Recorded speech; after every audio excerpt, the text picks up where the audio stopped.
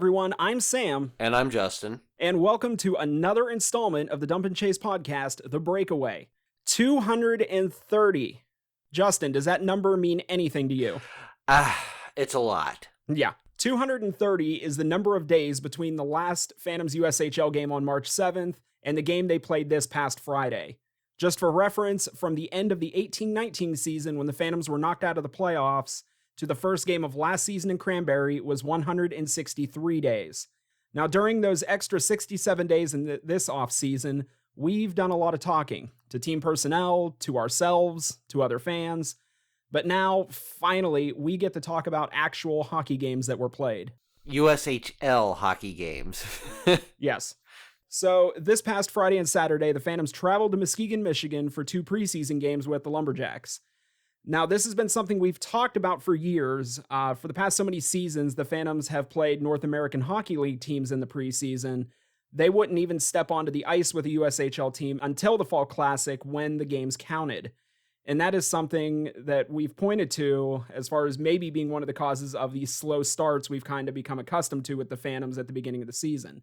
So to have a preseason game against another USHL team, at least to me, I would think that could be a benefit once the season starts. Yeah, playing against NAHL teams that you get good practice, feel for the game, maybe not quite the speed and intensity of USHL regular season game. So, yeah, playing against, not just a USHL team, but a very familiar opponent in the Muskegon Lumberjacks. That's a lot better of a warm-up for dropping the puck here in November. Yeah, we've seen a lot of these preseason games. They're not blowouts by any stretch of the imagination, but yeah, just that, the talent, like you said, the talent level, the speed, all that kind of stuff. Yeah, to me, I think it makes a difference playing a USHL team. So one point to make before we get to the recap: this is preseason. We're not going to be analyzing the gameplay or critiquing the game plan or anything like that. A lot of line shuffling, things getting figured out, so there's really no sense in getting that deep into it. So we will start by taking a look at the Phantoms' goals on Friday. And we're done. Good recap. Yeah. But seriously, the Phantoms took a 4-0 loss in game 1 of the weekend. The opportunities were there for goals, but former Phantom Christian Stover, or for our longtime listeners, Lord Stover, seems to have a pretty big bug up his butt when it comes to playing Youngstown. He has produced average at best numbers in his USHL career, but seems to have extra motivation when facing off with his former team. So, yeah, he definitely shut us down, especially in that first period. We had a lot of chances. It looked really good. Stop me if you've heard this one before, but, we play good. We give up a first goal and kind of slide down from there. But like you say, a lot of line shuffling, trying to evaluate different combinations. So maybe production wasn't the biggest of intent out there. But yeah, it looked kind of brutal in the second period. Yeah, you understand that it's a preseason game, but after waiting 7+ months to watch a game, yeah, it was a little disheartening. But again, it's the preseason. We'll get over it. So the Phantoms started out on Friday with newcomer Gino Pecora in goal. He allowed 3 goals on 19 shots, with all 3 of those coming in a 6-minute stretch. He was swapped out halfway through the second period for Kyle Chevette, another newcomer, who finished the game stopping 10 of 11 shots. So, Justin, what did you see?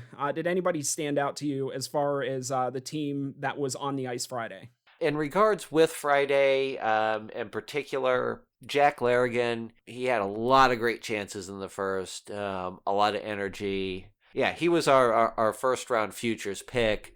So, to see that kind of energy out of him early in the game, that's something to evaluate going into the regular season. A lot of times you don't see the futures playing for 2 or 3 seasons. We might have yet another young 16-year-old kid able to make the roster. Okay, so moving into Saturday, the Phantoms fared a lot better, winning 4-3 in overtime.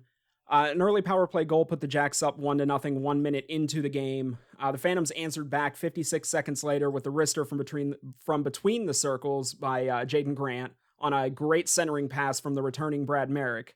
In the next 6 minutes, the Phantoms would add 2 more from Nate Hanley and Merrick on the power play. The Jacks would get their second goal a minute later, and the Phantoms led 3-2. So now that score would hold until the Jacks tied the game with 5 minutes remaining in the third. The game would go to overtime, and if you blinked, you missed it.